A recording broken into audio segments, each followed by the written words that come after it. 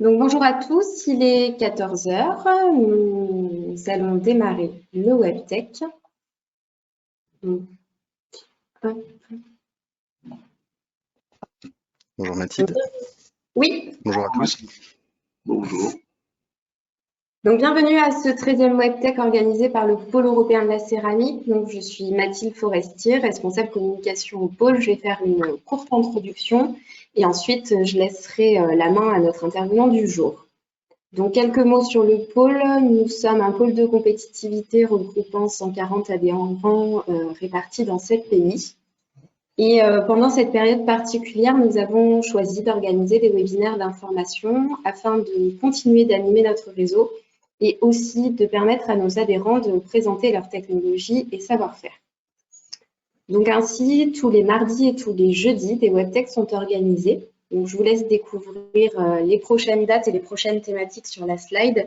Et je vous invite aussi à nous suivre sur les réseaux sociaux et à suivre notre site internet pour pouvoir vous inscrire et découvrir les nouvelles dates.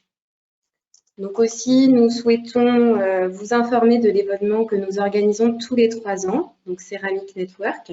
La prochaine édition aura lieu les 4 et 5 novembre prochains à Limoges. Si vous êtes intéressé par cette convention d'affaires, n'hésitez pas à vous rapprocher de nous.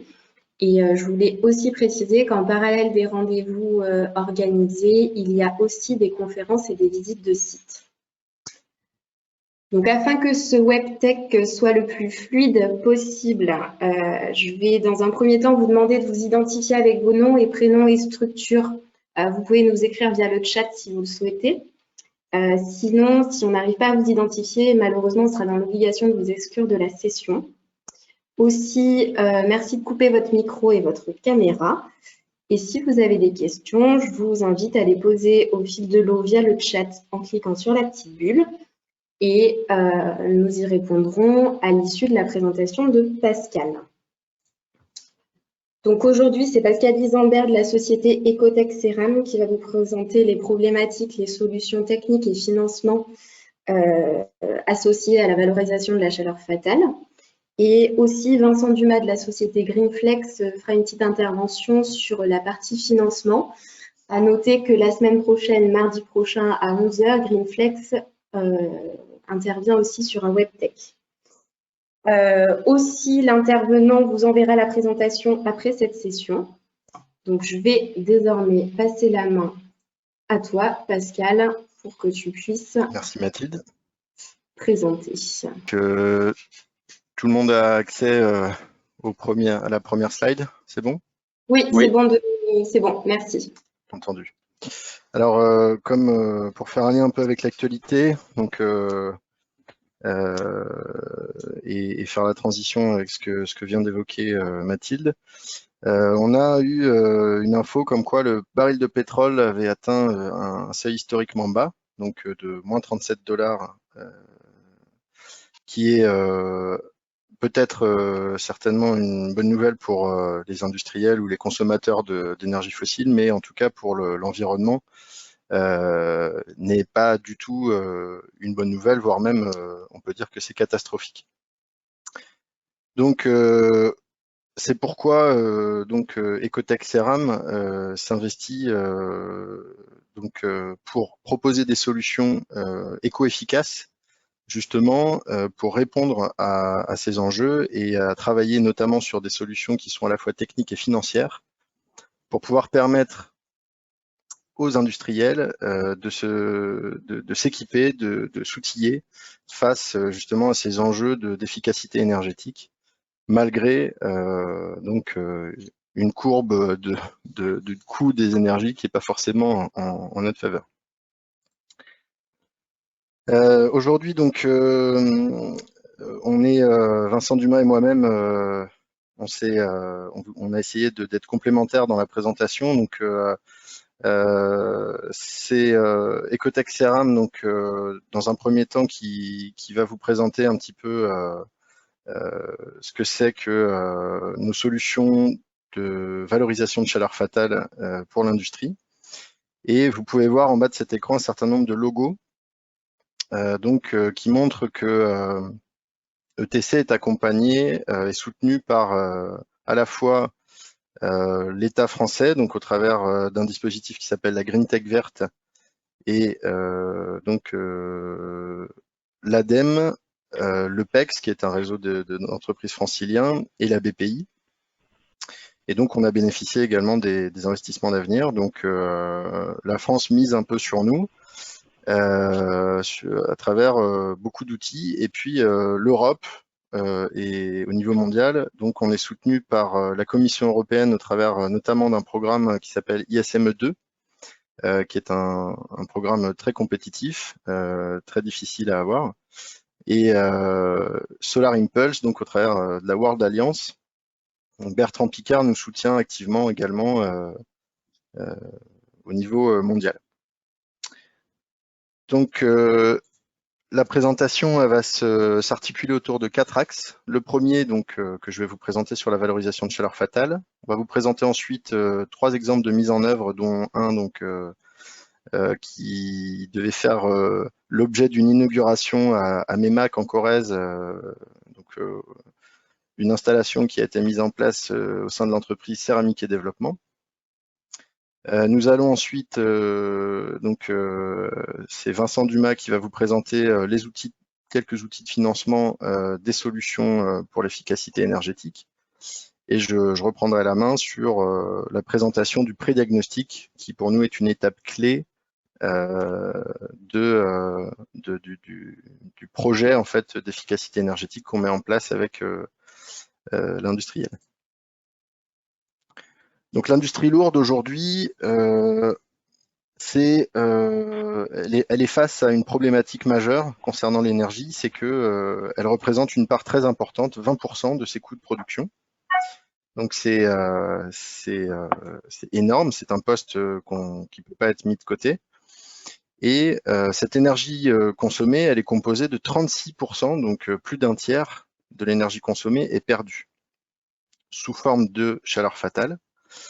Et donc, ce qui représente à l'heure actuelle 4000 TWh par an d'énergie, soit 2,5 milliards de tonnes de CO2 par an.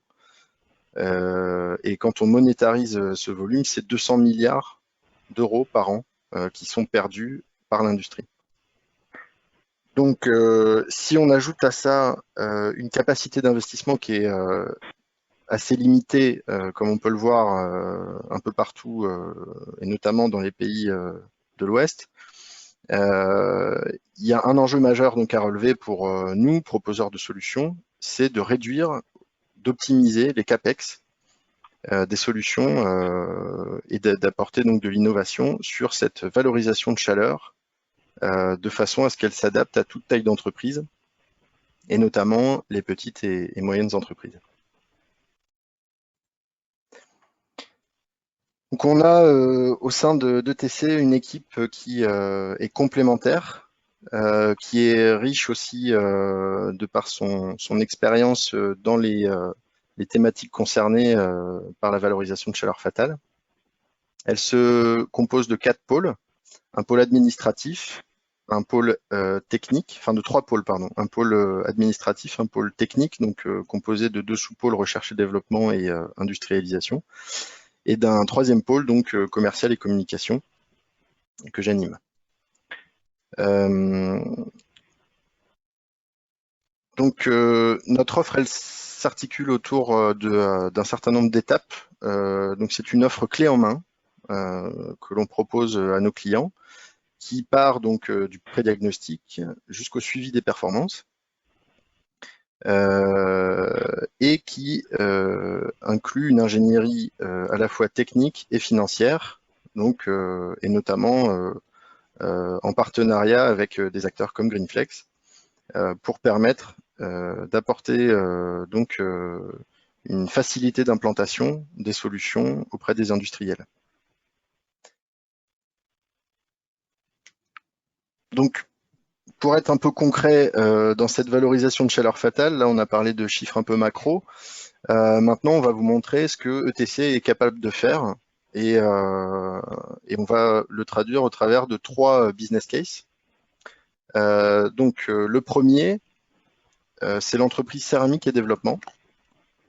Le prédiagnostic a permis de mettre en évidence donc un scénario pertinent techniquement et économiquement sur la valorisation de sa chaleur fatale issue de ce four que vous voyez donc en haut à gauche. Le besoin auquel répond la chaleur fatale récupérée de ce four, en fait, il est double. Donc, c'est le séchage que vous voyez ici, qui était le goulot d'étranglement parce que n'allait pas suffisamment vite en fait pour alimenter le four, et la précuisson, donc qui est une étape voilà, de son procédé permettant de traiter les produits donc post-séchage. Donc les éco-stocks, la technologie qu'a développée, qu'a breveté Ecotech Ceram, donc est présentée par ces deux cylindres et donc est reliée relie le gisement et les besoins. Donc, je vais vous passer une petite vidéo qui va vous permettre de mieux voir ce qu'il se passe d'un point de vue dynamique donc dans le cadre de cette valorisation de chaleur fatale. Ce qu'on peut voir, donc c'est un projet qui a été Tegulis ou Céramique et Développement a bénéficié d'un accompagnement d'ETC sur l'étude de faisabilité qui a donné lieu à cette solution que vous voyez en 3D donc a fait l'objet d'une subvention de l'ADEME et également donc d'un accompagnement par BNP Paribas sur les financements que je vous présenterai après. Donc d'un point de vue dynamique, ce qui se passe, c'est qu'on récupère, on stocke la chaleur qui est issue des fumées dans le premier éco-stock. Donc vous voyez en même temps l'air froid de l'éco-stock qui s'échappe pendant la charge de ce premier éco-stock. Cet éco-stock, il est composé de matériaux céramiques qui stockent la chaleur pendant une certaine durée et qui met un certain temps à se charger, donc de 1 à 6 heures. Et donc, vous avez un deuxième éco-stock qui permet donc de déphaser finalement l'intermittence que peuvent avoir ces procédés, puisque le four et les séchoirs et la précuisson ne fonctionnent pas en même temps. Donc, pour créer ce phasage temporel entre ces deux procédés, il fallait une solution de stockage. Donc une fois que le premier éco-stock est chargé, on utilise son énergie et pendant ce temps-là, on peut charger en même temps la chaleur dans le deuxième éco-stock et ainsi de suite, de manière à pouvoir alimenter indépendamment le séchoir et le four de précuisson, que le four fonctionne ou pas d'ailleurs. Donc c'est ça l'avantage. Donc je vais passer à la slide suivante. Alors sur cette slide, on a essayé de vous présenter le modèle économique qui a été mis en place. Donc dans ce modèle économique, il y a un tiers financement qui intervient donc par BNP Paribas. Donc c'est BNP Paribas qui investit sur la solution, qui a bénéficié des subventions. C'est Ecotech Ceram qui apporte la solution, qui la met en place et qui suit les performances. Et donc l'industriel, lui, reverse une partie de ses économies. Donc ce que vous pouvez voir sur la courbe ici, c'est que pendant cette durée de 5 ans, l'industriel verse une partie de ses économies pour rembourser l'investissement fait par BNP Paribas, et qu'ensuite il bénéficie de la totalité des économies.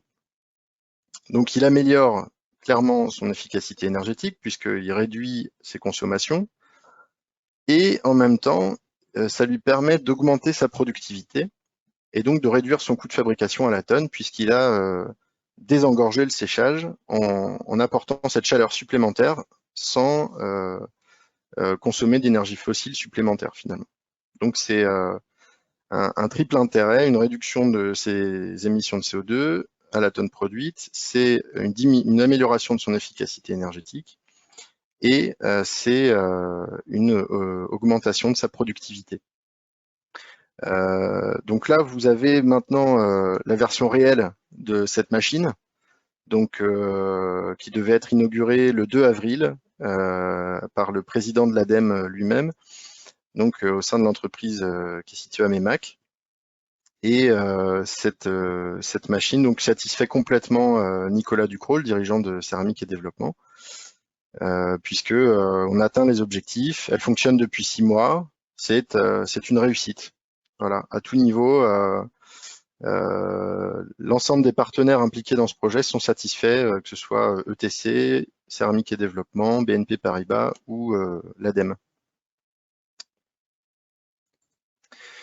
Donc, suite à ce premier business case, je vais vous présenter 2 autres business cases, mais un peu plus restreints, puisqu'ils sont encore en cours de travail. Donc, je vais être un peu plus light sur les informations pour préserver la confidentialité des entreprises. Ce que vous pouvez voir donc sur ce schéma 3D, cette représentation 3D, en fait, c'est donc une entreprise qui a un certain nombre de produits qui sortent de sa ligne de fabrication. Et ces produits sont chauds, sont très chauds, à plusieurs centaines de degrés de température. Et donc, Ecotech Ceram a imaginé une solution de récupération de cette chaleur fatale, de manière à la fois faire du froid et faire du chaud. Donc, le froid est utilisé sur la ligne de fabrication elle-même pour préserver des éléments stratégiques, puisqu'il fait très chaud dans ces usines. Et le chaud est utilisé pour chauffer des locaux.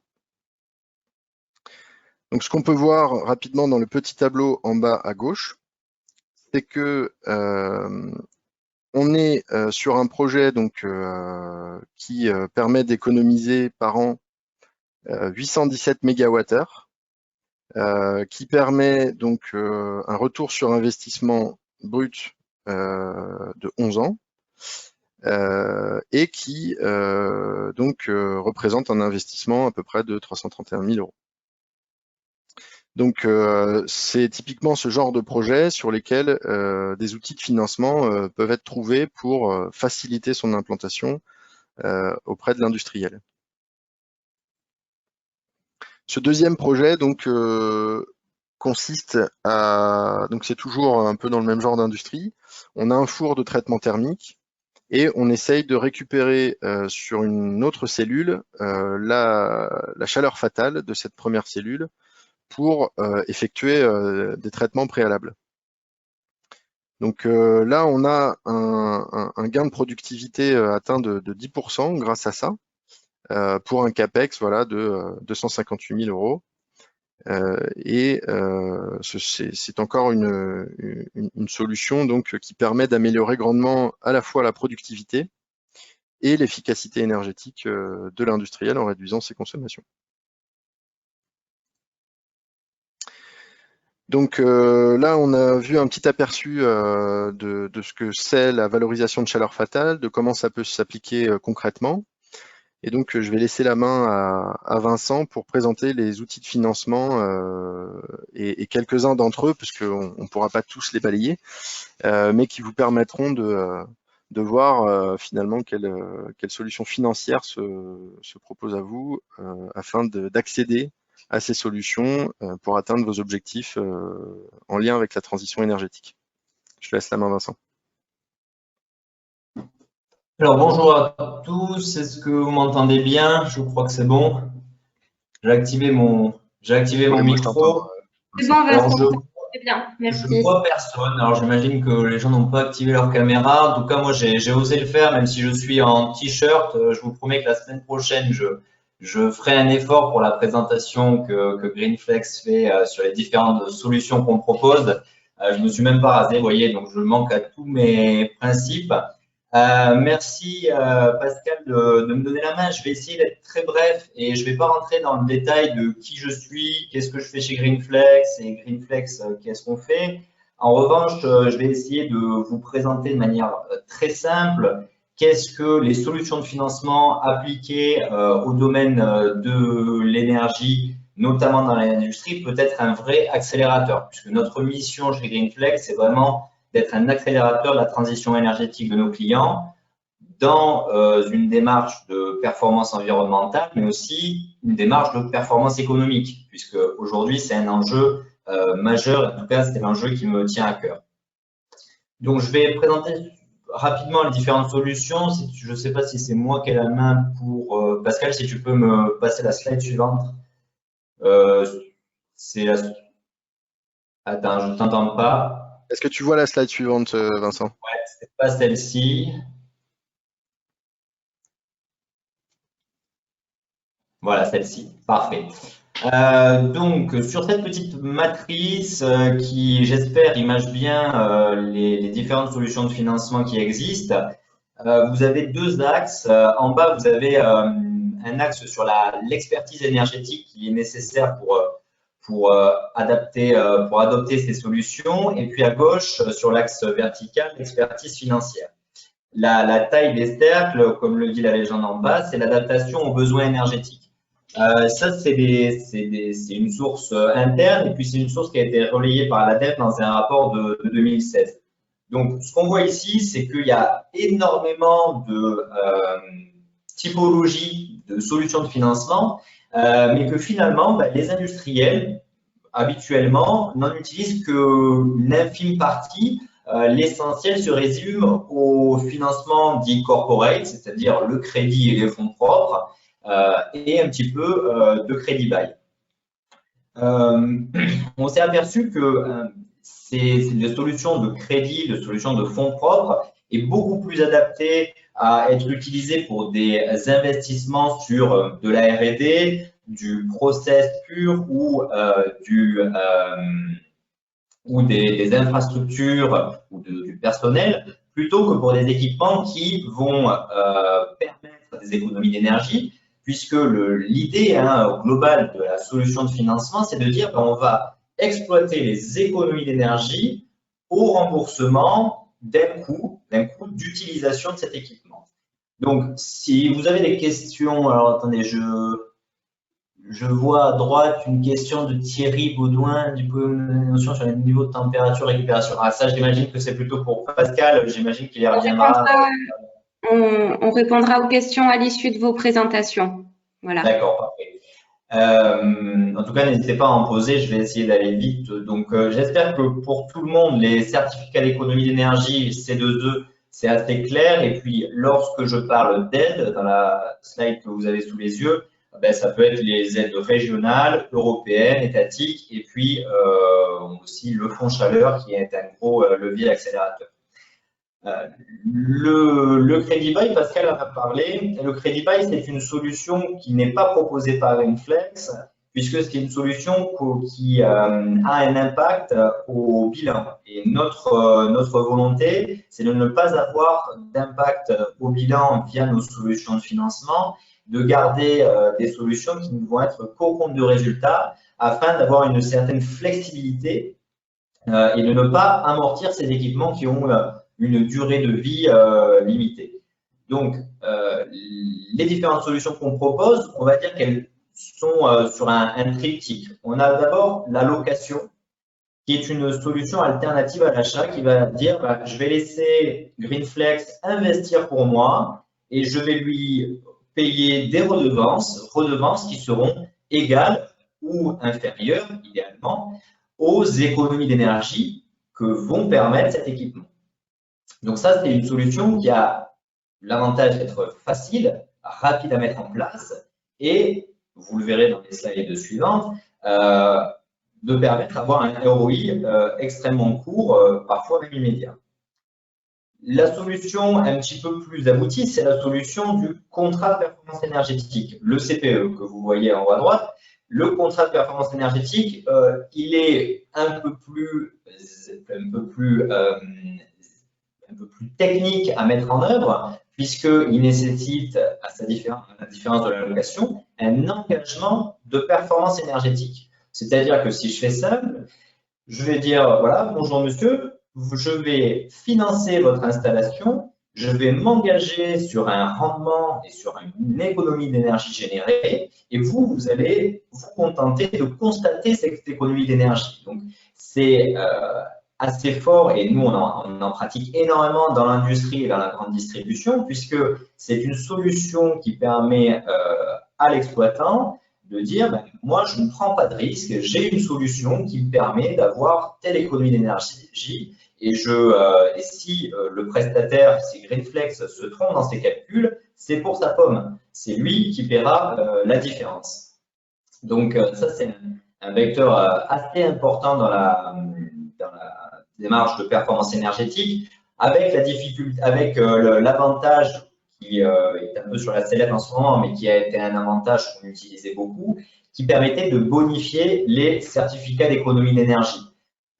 Donc, ça me permet de faire une transition et de parler des certificats d'économie d'énergie. Greenflex est une filiale du groupe Total. Donc, Total étant le plus gros obligé en France, on a des C2E qui sont assez attractifs. Je vois qu'on a des collègues d'Engie dans la place, donc je leur passe le bonjour d'ailleurs. Sur ces sujets-là, les C2E peuvent être parfaitement mêlés au contrat de performance énergétique et ça permet de les bonifier à hauteur des économies d'énergie générées. Le contrat de service que vous avez en haut à droite, je le laisse un peu de côté. Il s'agit plutôt d'un contrat d'exploitation qui est encore plus poussé, mais qui ne me semble pas forcément adapté à la situation. Il est simplement important que je le présente. Donc, si on devait limiter à deux gros sujets, ça serait l'allocation et le CPE. Et ces deux leviers peuvent être associés, et c'est là où est toute notre expertise, à des C2E et des aides, et notamment le fonds chaleur, puisque c'est un vrai accélérateur de pouvoir s'appuyer sur ces solutions de financement avec des aides comme les C2E ou le fonds chaleur. Donc, Pascal, si tu veux bien passer à la slide suivante, je présente ce que pourrait être le financement d'un éco-stock pour un industriel de la céramique. Alors, j'ai pris l'hypothèse assez basique, hein. Je ne suis pas parti sur un CPE avec un engagement de résultat, tout simplement parce que c'est un peu plus complexe à mettre en place et un peu plus long. Je prends une hypothèse assez simple et qui est déjà bénéficiaire d'une location associée à du fonds chaleur. On a une hypothèse d'investissement de 440 000 euros, une subvention qui peut être du fonds chaleur autour de 40%, et c'est assez prudent comme démarche, donc 40% de ces 440 000 serait autour de 167 000 euros, et puis une économie de 20% permise par l'éco-stock sur le poste en question. Greenflex, dans cette hypothèse de location, va prendre en charge l'investissement, c'est-à-dire que le client n'a pas à faire cette avance de trésorerie. Greenflex achète l'équipement à Ecotexera, achète l'ensemble de cette prestation, construit le dossier de subvention pour demander cette subvention du fonds chaleur, et puis met en place un contrat de location avec l'industriel utilisateur. L'intérêt de cette démarche, c'est de dire, d'une part, je ne mobilise pas de trésorerie pour cet investissement. Cette trésorerie, je vais pouvoir l'exploiter à d'autres projets, des projets de R&D, des projets de marketing, de développement commercial, des projets, mais là je pense plutôt à la question du crédit. Je vais préserver ma capacité d'investissement pour investir sur de nouveaux locaux, sur des process de production bien spécifiques que je vais pouvoir amortir avec une vraie valorisation dans le temps. Et je vais utiliser ce levier qui est la location pour financer cet éco-stock. Et donc, dans ce contrat de location, il va être mis en place à Greenflex avec l'industrie en question, et il va être mis en place de manière à ce que les économies d'énergie soient inférieures aux redevances que Greenflex va demander.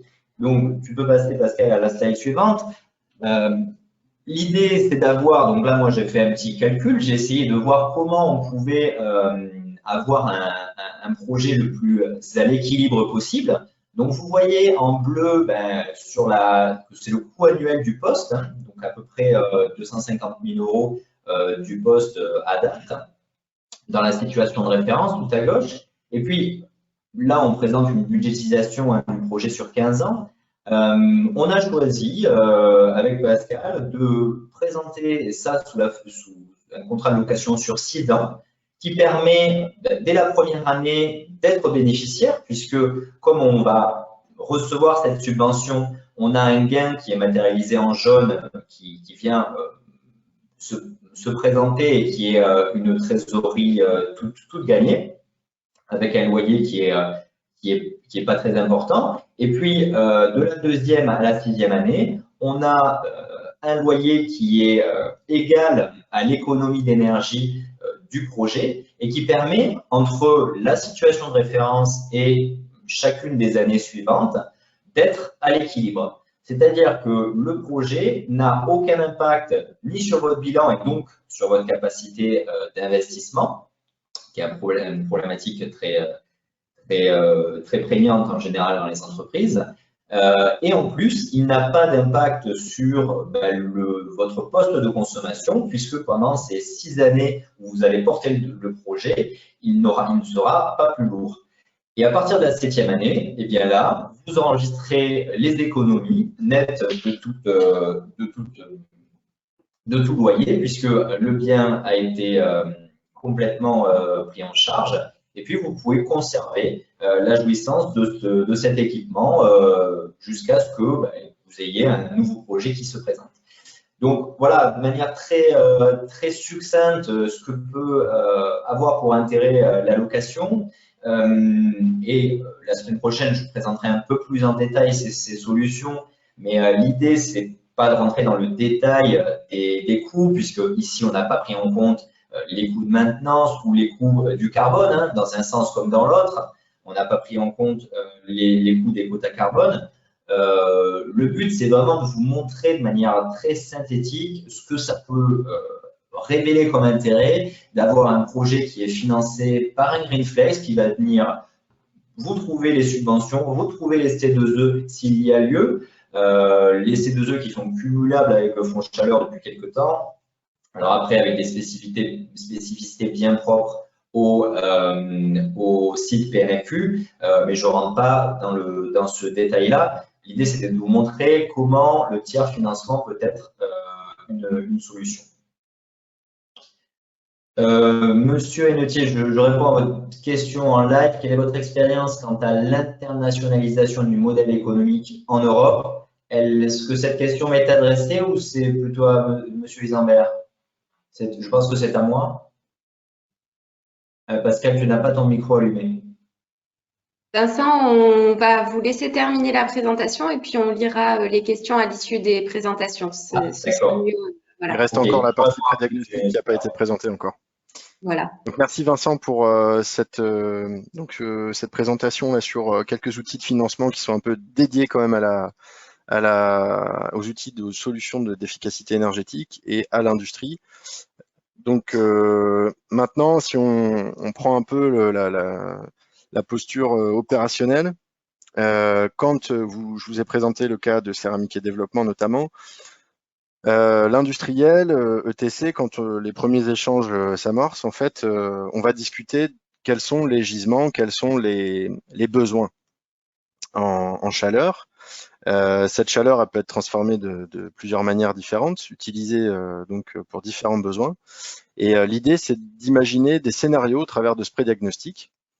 Donc, c'est l'étape préalable number one pour démarrer le partenariat entre une entreprise qui justement a des gisements, des besoins et n'a pas forcément connaissance de tous les scénarios possibles et imaginables, n'a pas forcément connaissance de leur pertinence économique et même parfois de leur pertinence technique. On va avoir aussi un questionnement de la part des financeurs qui se disent bon, moi j'ai envie d'aider l'industrie, mais qu'est-ce que je peux faire finalement? Et Ecotech Ceram finalement arrive avec des solutions qui permettent à la fois de répondre aux questionnements des industriels au travers de ce prédiagnostic en disant voilà, ce sont les scénarios suivants après discussion avec vous qui apparaissent être les plus pertinents techniquement, économiquement. De passer à une phase d'étude et sur cette phase d'étude, des financeurs comme l'ADEME notamment vont venir abonder jusqu'à 50, parfois 70%, mais c'est plus fréquemment 50, pour financer ces études de faisabilité technico-économique.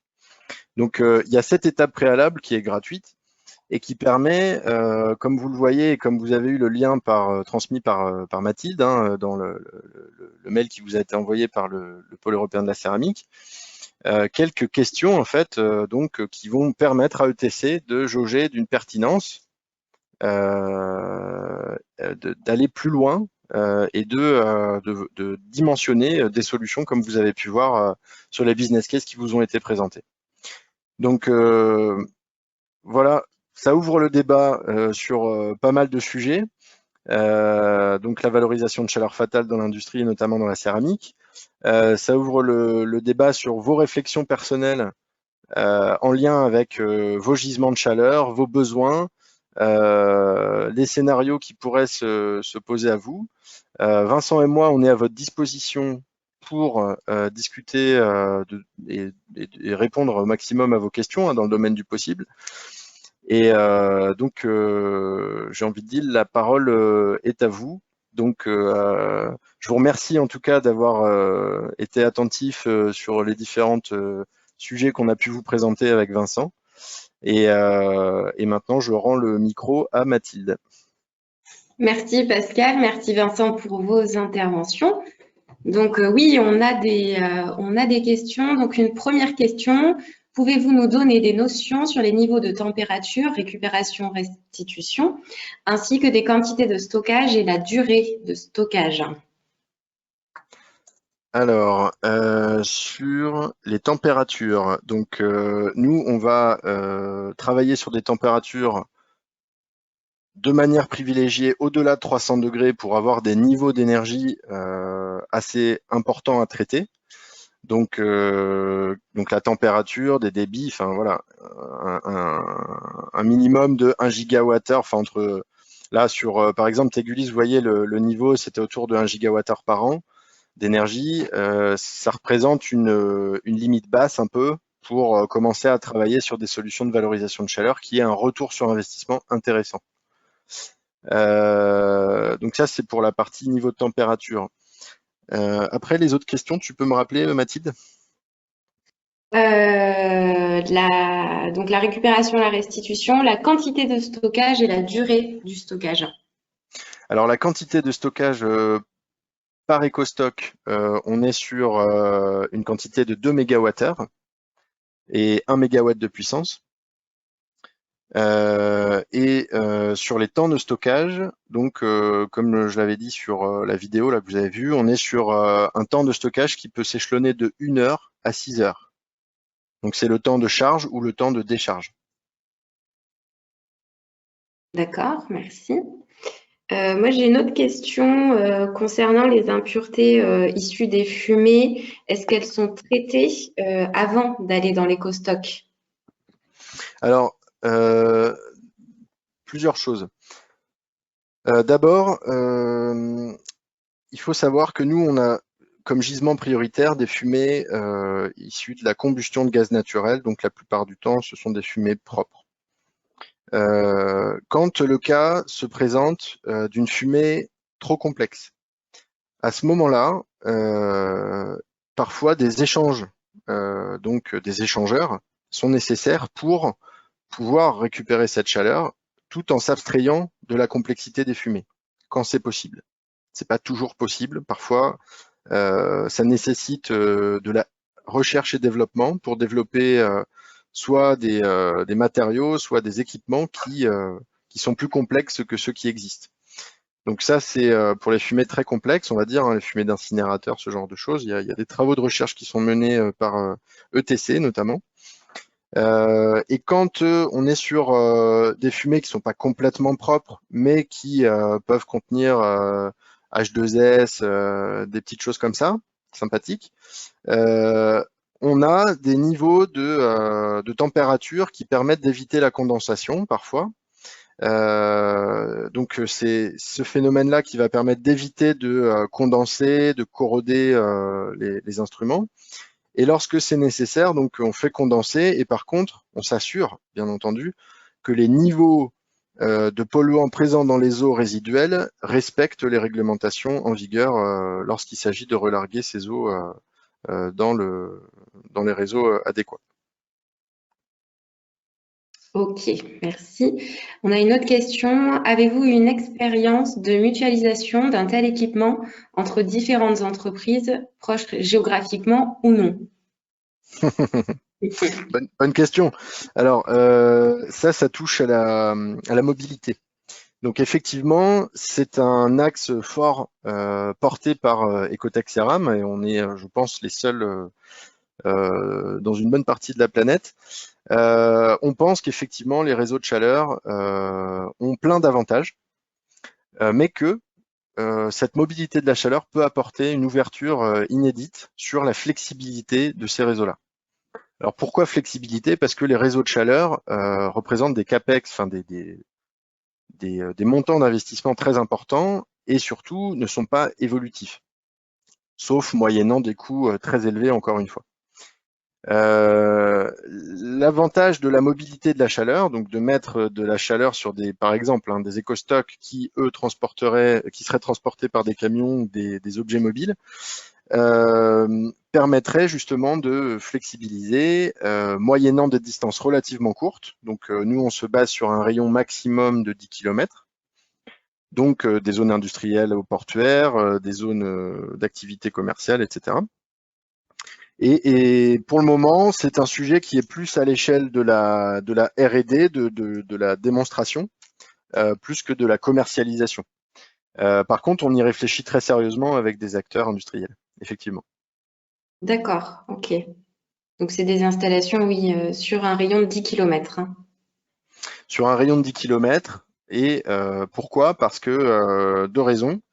D'une part, il serait complètement dommage de dépenser plus de CO2 dans le transport de cette énergie que dans l'énergie récupérée. Ce serait un non-sens. Et puis l'autre biais, c'est que il ne faut pas oublier que la chaleur en France notamment ne coûte pas très cher. Et donc transporter quelques mégawattheures sur des dizaines de kilomètres serait également un non-sens économique. Ok, du coup, ça m'amène à une autre question. Est-ce qu'il y a des pertes calorifiques dans l'éco-stock au cours du temps? Alors, les pertes sont évaluées en statique, donc aux pertes par les parois principalement, et donc elles sont inférieures à 7% par jour. Ça a été démontré par l'expérimentation grâce à un démonstrateur qui est à Rivesaltes à échelle 1, et donc qui a fait plus de 500 cycles dans le cadre de travaux de recherche liés au concours mondial à l'innovation volet 2. D'accord, ok. Du coup, quels matériaux vous utilisez pour l'éco-stock? Est-ce que pour limiter Alors, ces les pertes? matériaux sont brevetés. Ce sont des matériaux céramiques réfractaires. Malheureusement, je ne peux pas rentrer beaucoup plus dans le détail parce que c'est le cœur de notre innovation. Et donc, il faut garder cette frustration. Je suis désolé. D'accord. Est-ce qu'il y a d'autres questions? N'hésitez pas à les poser via le chat.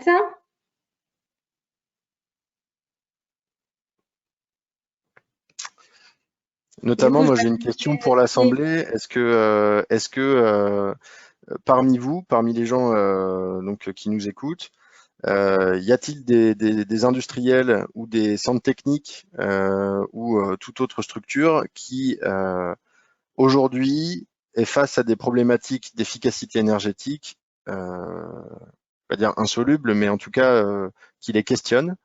Et est-ce qu'il y en a qui veulent partager leur expérience peut-être sur certaines solutions ou une certaine volonté d'avancer sur ces sujets-là?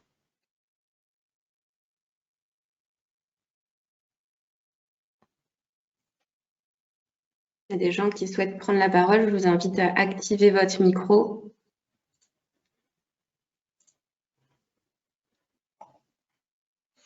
Alors, je vois qu'il y a une question sur le niveau de température. On me demande de répéter la réponse sur le niveau de température. C'est Monsieur PC Maison. Oui, donc on n'a pas su identifier la personne, mais voilà, s'il s'identifie, on lui répondra. On va éviter de répéter la même chose pour toute l'assemblée.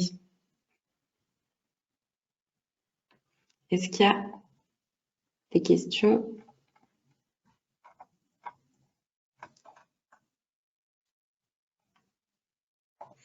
Alors, juste pour préciser, en attendant s'il y a d'autres questions, le prédiagnostic, donc vous aurez accès à ce prédiagnostic dans la présentation. Vous aurez un lien en fait sur lequel vous pourrez cliquer à la fin de la présentation. Et ce lien vous donnera accès à un questionnaire qui pourra être lu directement par les gens de TC. Et normalement, on vous demande de laisser vos coordonnées, donc on reviendra vers vous rapidement pour essayer de répondre à vos questions sur des scénarios que vous nous aurez proposés.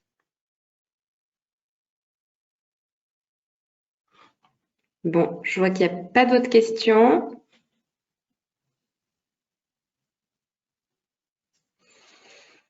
Alors, Florent, mon collègue, me pose une question. Est-ce qu'on peut mettre des éco-stocks en série? Oui, bien entendu. On peut. En fait, c'est une technologie qui est modulaire.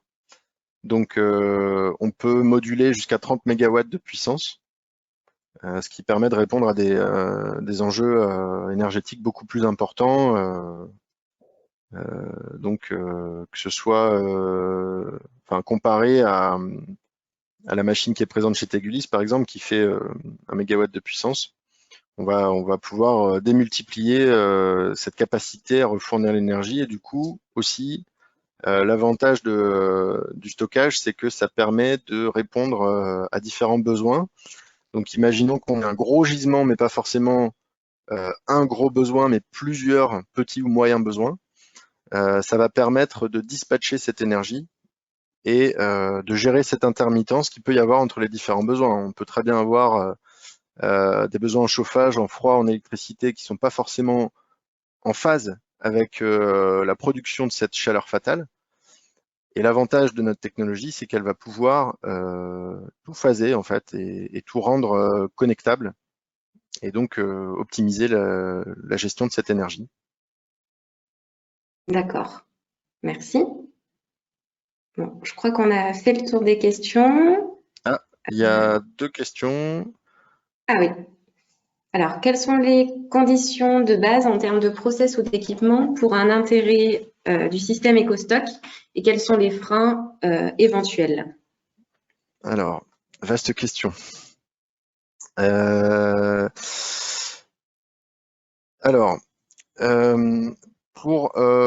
les freins blocage, en fait, s'il n'y a pas d'intermittence, s'il n'y a pas de déphasage, j'ai envie de dire, il n'y a pas besoin de stockage. C'est comme un peu si vous avez une prise électrique à côté de vous, il n'y a pas besoin d'une batterie sur votre téléphone. Mais le problème, c'est que bien souvent, les usines concernées qui sont très énergie intensives possèdent des procédés thermiques intermittents, que ce soit pour le traitement thermique, le préchauffage, le séchage, la cuisson, tous ces procédés-là, sauf quelques parties qui sont très spécifiquement continues et sur lesquelles, je prends l'exemple d'un four tunnel de terre cuite par exemple, sur lequel vous allez pouvoir avoir une récupération par la plupart des usines en préchauffage, en pré-cuisson. Il y a plein de cas en fait où c'est pas possible. Donc soit pour des questions spatiales, soit pour des questions temporelles. Donc ça, c'est effectivement une condition sine qua non déjà à la solution de stockage thermique. Alors, les conditions de base en termes de process et ou d'équipement pour l'intérêt. Bon, je crois que j'ai à peu près répondu à la question. Qu'est-ce que je pourrais vous dire de plus?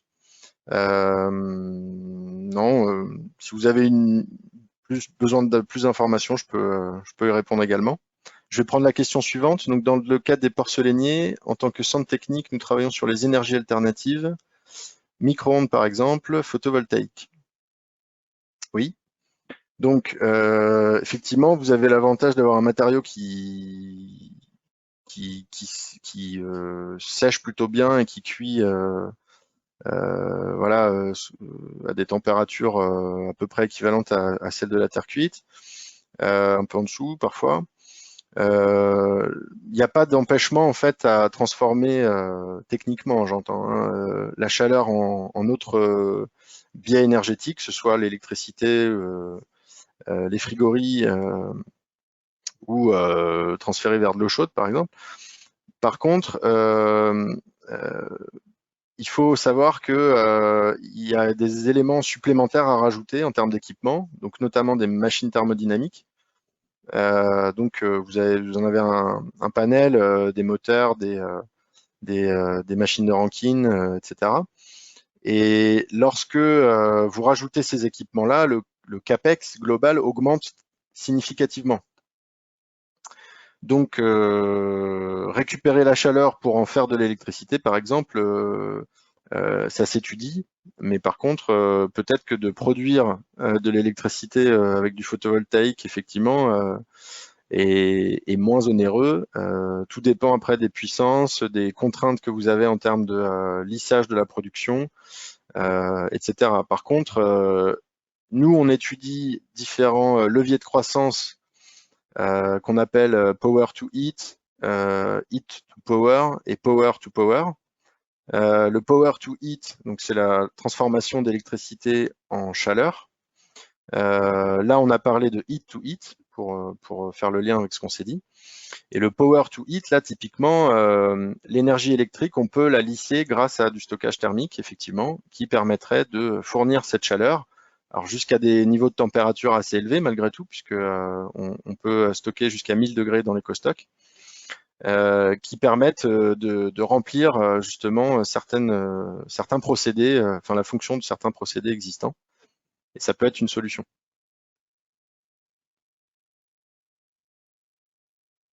Merci.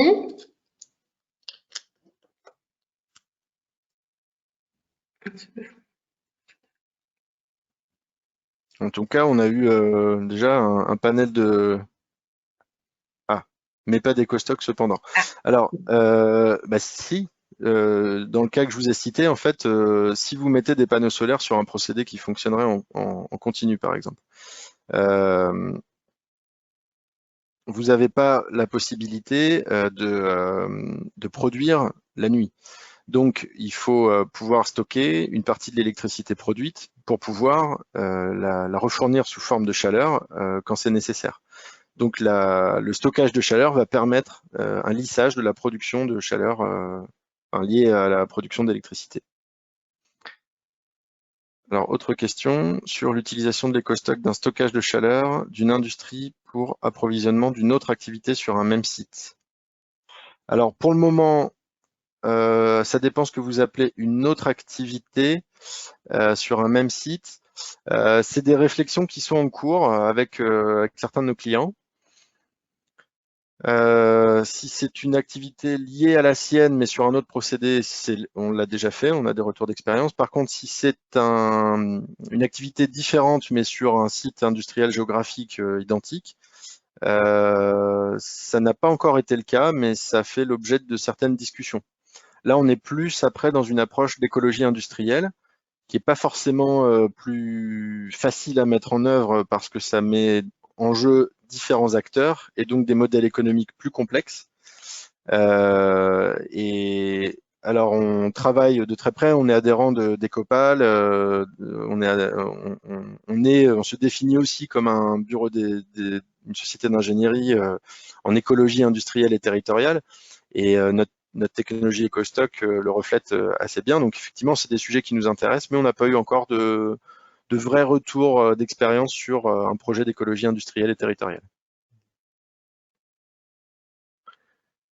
Alors, une nouvelle question. Au niveau des diagnostics, parvenez-vous à quantifier la chaleur perdue dans un système donné?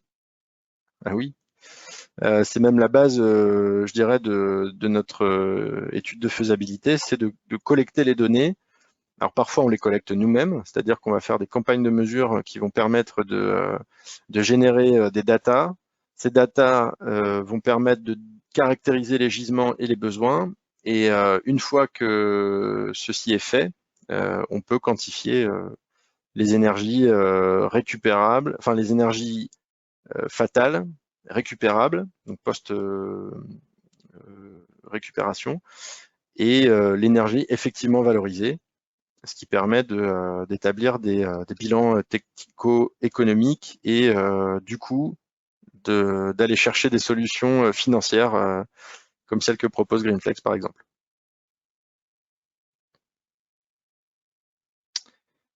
Avez-vous étudié la possibilité de coupler votre technologie avec une machine convertissant l'énergie thermique en électricité? Oui. Oui, tout à fait. On l'étudie, on l'a étudié un certain nombre de fois. On a des travaux de recherche sur le sujet pour aller plus loin. Alors, c'est ce qu'on appelle le heat to power, donc transformer de la chaleur en électricité. Donc, ça fait intervenir des machines thermodynamiques qui peuvent être de différentes natures en fonction notamment des puissances recherchées et des niveaux de température aussi issus du gisement. Alors, sur ce volet-là, en France, c'est compliqué. Pourquoi? Parce que, encore une fois, le coût de l'énergie est bas. On a un kilowattheure électrique qui est quand même assez bas en France, lié au nucléaire. Donc, il y a des pays, par contre, vers lesquels ces solutions-là sont beaucoup portées, plébiscitées par les pouvoirs publics, comme l'Allemagne ou les pays du Nord, où les coûts de l'énergie, les coûts d'acheminement sont parmi les plus élevés d'Europe.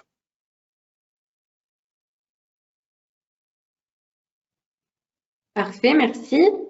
Bon, il va bientôt être 15 h, on va pouvoir conclure et couper ce webinaire. Merci encore Pascal et merci Vincent pour vos interventions. Si vous souhaitez plus d'informations, Pascal va vous transmettre sa présentation, donc vous aurez ses coordonnées. Aussi, si vous êtes intéressé par ces thématiques, n'hésitez pas à en faire part au pôle et à l'équipe du pôle. Et puis pour la partie Greenflex, donc mardi prochain à 11 h, la partie financement sur cette thématique. Merci. Merci Mathilde, merci Vincent et merci à tous pour vos questions et votre écoute attentive. Merci, bonne continuation. Merci Patrick. Bonne journée.